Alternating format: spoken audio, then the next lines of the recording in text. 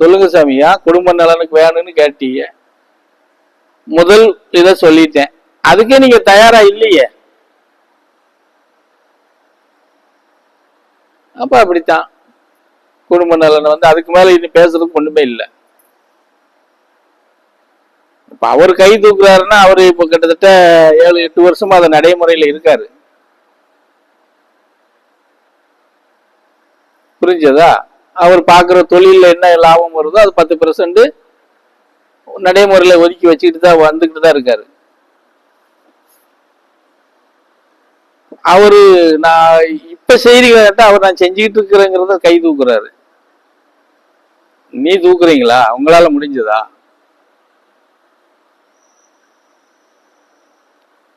பிரார்த்தனையும் நல்ல முறையா பண்ண மாட்டீங்க.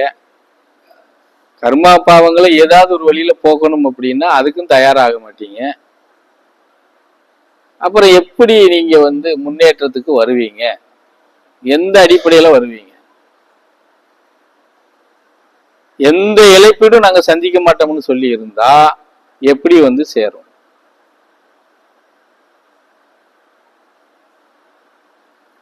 சொல்லுங்க சாமியா, பதில் சொல்லணும்.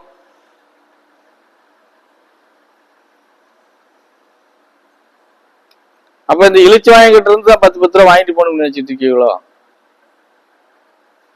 அதானே கணக்கு. நாங்க 5% கொடுக்க மாட்டோம், நீ குடியா அப்படி இல்ல இருக்கீங்க.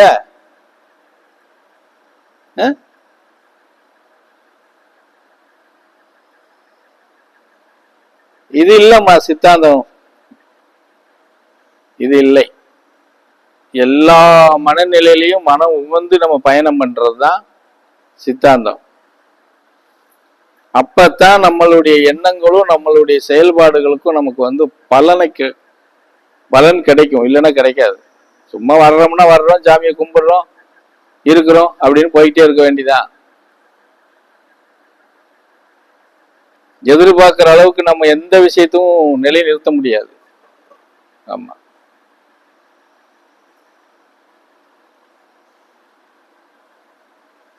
இதுல இருந்து நீங்க எப்படி கொண்டு போக போறீங்கிறது அது உங்களே சார்ந்தது.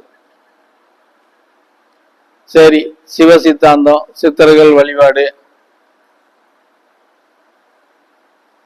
ஏதோ ஒரு நன்மை பிறக்கும், அதுக்காக நம்ம பயணம் பண்ணுவோம் அப்படின்னு நீங்க பயணம் பண்ணும்போது அந்த நம்பிக்கை கொஞ்சம் கூட குறையாம இருக்கணும். எந்த காரியத்தை எடுத்தாலும் சரி, ஒரு வார்த்தை சொல்றோமா அந்த வார்த்தை மேல நம்பிக்கை இருக்கணும். ஒரு விஷயத்தை செய்ய சொல்றோமா அது எப்பாடுபட்டாது செஞ்சிடணும். செய்யாம நம்ம காலம் தாழ்த்தினோம்னா நமக்கு இருக்கிற விஷயங்களும் காலம் தாழ்த்திட்டு போயிடும், இல்ல காணாம போயிடும்.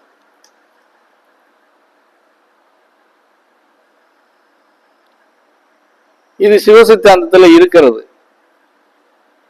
மேக்சிமம் உங்கள்ட்ட இருந்து எந்த இதுவும் எதிர்பார்க்க மாட்டாங்க. எதிர்பார்க்கிற நிலை வந்துச்சுன்னா அதை உங்கள்கிட்ட வச்சுட்டாங்கன்னா நீங்க அதை செஞ்சுதான் ஆகணும். அப்பதான் நடக்காத விஷயத்த நடத்த முடியும், இல்லைன்னா நடத்த முடியாது. நீங்க உங்களுக்காக வேண்டி அப்படி யோசிச்சீங்கன்னா அப்புறம் எப்படி இருக்கும்? ஒண்ணு போ இல்லப்பா, 100 ரூபாயில 5 ரூபாய் எடுத்து வைக்கிறதுக்கு உங்களுக்கு மனம் வந்துதா? எனக்கு இதுக்கு பதில் சொல்லுங்க. 100 ரூபாயில 100 ரூபாய் எடுத்து போடுன்னு நான் சொல்லல. 100 ரூபாயில இருந்து 5 ரூபாய் எடுத்து ஒரு உண்டியல்ல போடுறதுக்கு உன்னால முடியுதா? அதுக்கு உங்களுக்கு மனசு இருக்கா?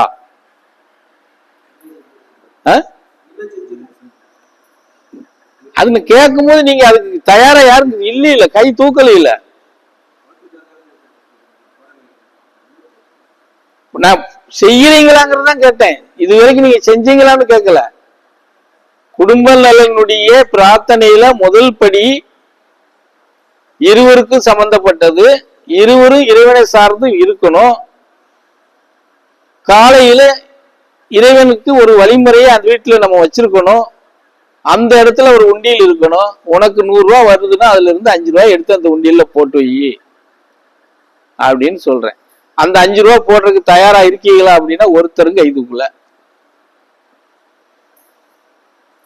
அப்ப நம்ம மனநிலை எப்படி இருக்குங்கிறது தெரியுதுங்கள? சொல்லுங்க பாப்போம். இந்த கண்டிஷன்ல நீங்க வாழ்ந்து பாருங்க, அப்புறம் தெரியும். அதுக்குதான் உதாரணம் சொல்லிட்டேனே, கிறிஸ்டியன்ல என்ன பண்றாங்கன்னு சொல்லி.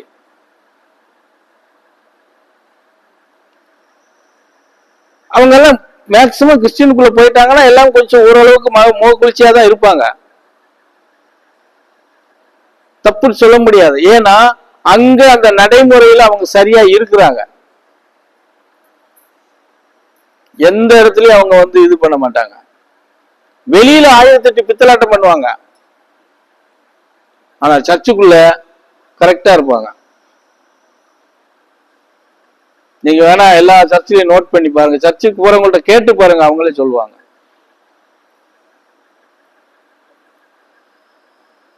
ஆனா இந்த வழிமுறைக்கு வந்துட்டா மாத்திரம் எல்லாத்துக்கும் ஏமாத்துறது, சொல்லப்போனா இறைவனை நிறைய ஏமாத்துறது இங்கன்னா இங்கதான்.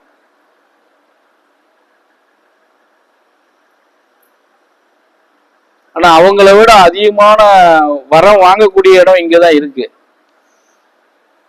ஆனா அதுக்குண்டான வழிமுறையை நீங்க பின்பற்றுறது கிடையாது, அதுக்குண்டான செயல்பாடுகள் கிடையாது. நிமிந்தாப்புல போயிட்டு நிமிந்தாப்புல வந்துட்டு அதில் தூக்கி கையில கொடுத்து அனுப்பிச்சிருவாங்களா என்ன? சொல்லுங்க பாப்போம்.